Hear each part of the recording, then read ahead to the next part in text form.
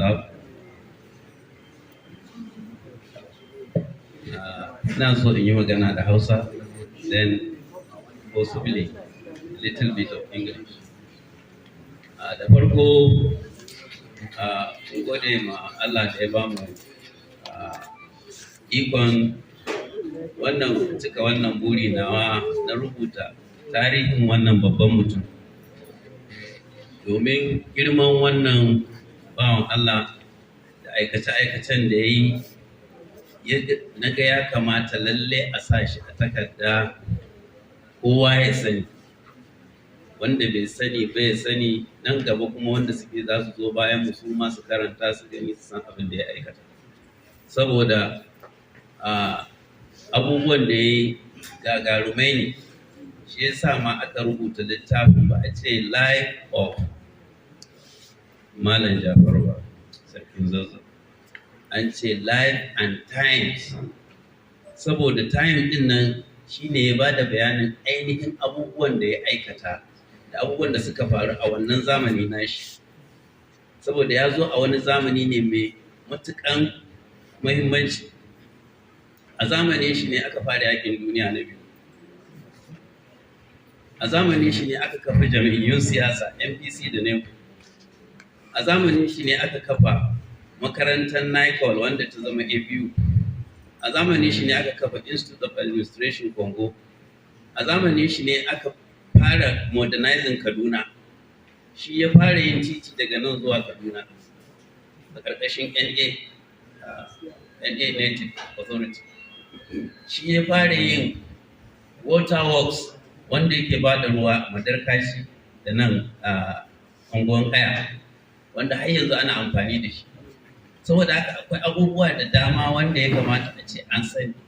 Shi ne foundation, su suka kafa Gaskiya Corporation wanda aka samu littattafai wanda su ne suka ba da ilimi duka arewa gaba daya. Su Magana Jari, su Ruwan Bagaja, su abin da duk a lokacin shi ne aka yi wannan. Gaskiya ta fi kawo 1944.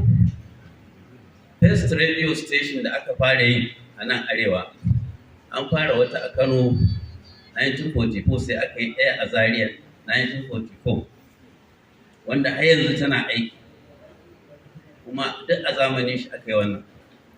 Saboda haka dole ne a tsaya a ga shin wane ne wannan bawan Allah, kuma ya yi mulki na musulunci wanda ya kama da mulki na Umar ibn Abdul Aziz. Mulkin da ya yi mulki ne na kwaikwayon yadda Umar na farko ya yi, shi Umar ibn Abdul Aziz. Kuma sai mulki daidai da yadda Sultan Bello shi ma ya kwaikwaya ya yi. In ka duba mulkin Sultan Bello, ka duba mulkin Umar ibn Abdul Aziz, ka duba Malam Jafaru, za ka ga kusan iri ɗaya ne. Saboda haka an yi shi ne haɗaka da Turawa. Kuma shi wannan bawan Allah, kamar yadda speaker ya faɗi ɗazu cewa yana ta ƙoƙari ya nemi na kanshi, ko layi da kuɗin da ya yi aiki da hannun shi sayar da shi yake yin laya. Baya son kowane abu na kuɗi wanda ba nashi, sai kuɗin gumin shi. Sannan za ka gane cewa irin yadda shi mutum yake. Kuma ya iya ƙari ya ga ya yi ayyuka wanda yake na musulunci, ya addinin musulunci, yana da musulunci, kuma shi ne limami a garin. Shi limanci, amlaci, shi yake koyarwa, kuma duk wani abu yana tafiya daidai. Ga dai Turawa, amma kuma yana tafiya da musulunci.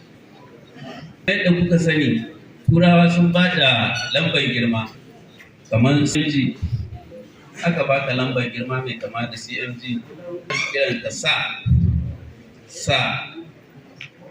Kashim Ibrahim, Abubakar Tafawa,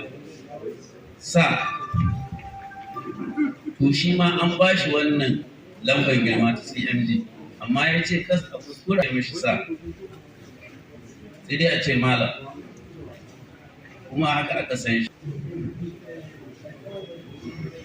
Saboda haka ya yi abubuwa da dama wanda yake ya kamata mu yi da shi kuma san ya yi. To na yi iya kokari na rubuta abin nan yadda ya kamata.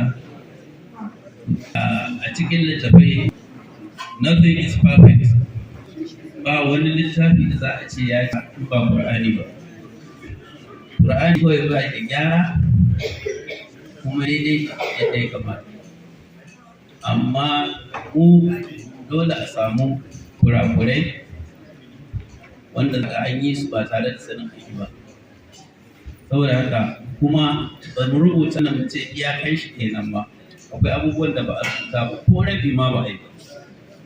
An yi littafai sun kai kamar akan Sarkin Malam Jafaru, amma har yanzu inda za a sake wata ma za a sake, saboda akwai abubuwa yawa wanda ba a yi kaftarin ba a kan shi, sai dai kawai ɗan taɓa a haska ma mutane su ga shi wane ne, daga kuma a nuna ma na baya yi koyi. Ya yi rauta a matsayin hakimi na zangon Katsina shekara 18, sannan ya zo ya zama sarki shekara 22. Saboda haka cikin mulki yake, kuma mulkin nan na adalci, saboda zangon Katsina wuri ne wanda yake mai wuyan sha'ani. Akwai ƙabilu sun kai 53 a cikin ɗaya. A lokacin kuma kamar yadda kuka sani, Zaria ita ce babba a duk Hausa state, Hausa 7 da ake cewa, to Zaria ita ce babba a faɗi da soja da arziki a wannan zamani na da. To amma zuwan Turawa, saboda wasu 'yan laifuka da aka yi musu da yadda suke so ba su samu ba, suka dinga raba Zaria suna ta yanke ta. Da daga nan har kogin fara ƙarshen wajen Lafaja duk Zaria ce. Daga nan kuma har cikin Bauchi Plateau, har da Plateau ɗin Jos duk cikin Zaria. Amma daga zuwan Turawa sun ga yankewa, suka dinga yankewa har muka samu Zaria province, abin da ta zama yanzu. Daga nan kuma ta dinga abin nan. A dalilin zuwan Turawa ne, kuma dalilin maya da mutane da ke cikin wannan yanki. In ba irin su Malam Jafaru ba a wannan lokacin, da an samu matsala, saboda kai gwagwarmaya da ƙabilu har 50 da wani abu, ka tafiyar da su da murya ɗaya, babban aiki ne. Kuma gatu suna tsaye a kanka, suna ba ka umarni, sannan ka yi shi yadda za ka yi, kuma kana nan kana tafi da shi tsarin musulunci. Wannan a na shi ba ƙaramin aiki ba, ka ce za ka yi. So alhamdulillah mun yi iyakan ƙoƙari, an rubuta abin da aka rubuta, amma lallai mutane su lura sun zo karanta wannan littafin cewa an time and times. Saboda haka akwai maganin time, abubuwan da suka faru wanda na yi listin cewa shi suka faɗa ne shi ga wani kowane da rubuta constitution su suka rubuta, kuma sun ba da gudunmuwa a kai wannan tsarin mulki ko, sannan aka yi tsarin mulki na biyu, aka yi har zuwa na 5, a su muna cikin mulki. To duk wa'annan constitution ɗin duk da su ne.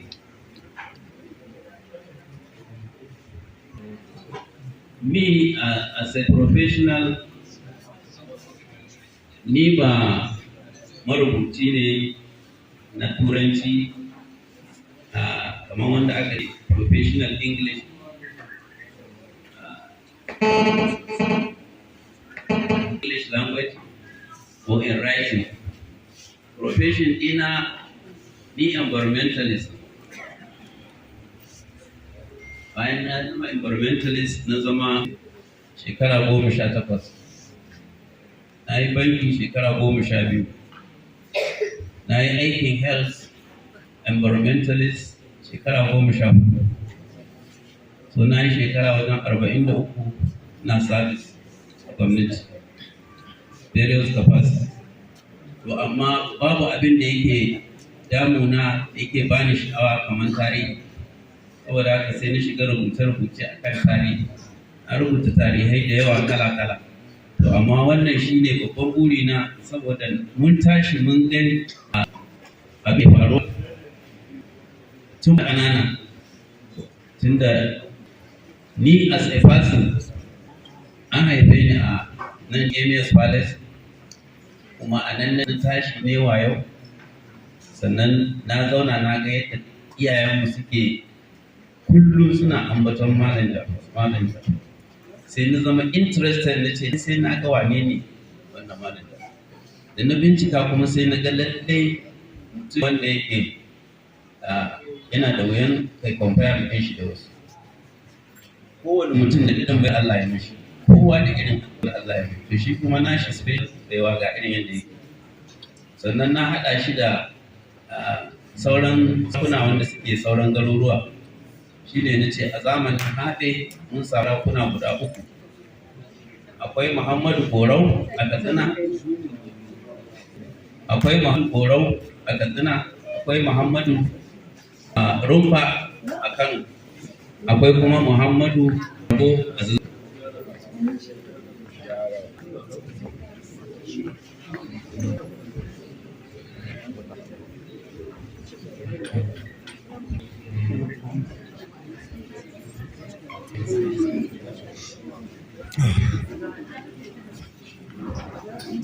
So, mun samu sarakuna uku zamanin haɗe wanda suka zama manyan sarakuna. A kan muna da Muhammadu Rumfa, a Katsina da Muhammadu Koro, a Zaria muna Muhammadu Rabo. Sai zamanin Fulani muka sake samu su guda uku. Akwai Muhammadu Dikko a Katsina, akwai Abdullahi Bayero a Kano, sannan akwai Malam Jafaru a Zazzau. Sai suka zama wayannan ne guda shida da suka jawur a ƙasar Hausa, kuma su ne mun yi ƙoƙari mai koyi da su. Saboda haka